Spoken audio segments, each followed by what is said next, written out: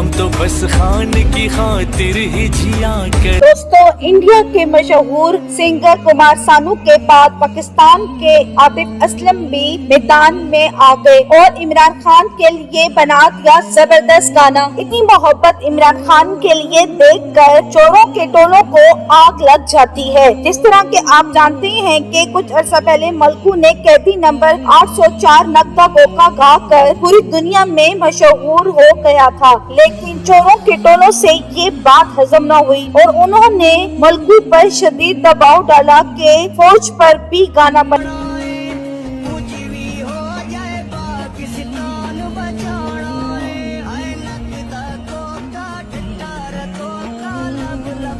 बनाओ, जिसके बाद आवाम ने मलकू को शदीद तनकीद का निशाना बनाया, लेकिन इमरान खान की मोहब्बत लोगों के दिलों से नहीं खत्म कर सके। इमरान खान की मोहब्बत और इज्जत इस कदर लोगों के दिलों में बढ़ने लगी कि इंडियन सिंगर भी इमरान खान के लिए गाने लगे। आतिफ असलम आजादी, इंसाफ, पहचान, लीडर, हीरो।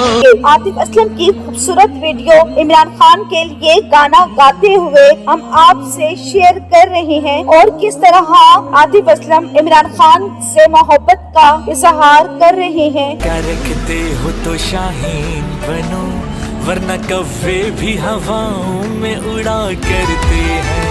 शौक परवाज क्या रखते हो तो शाहीन बनो, वरना कव्वे भी हवाओं में उड़ा करते हैं।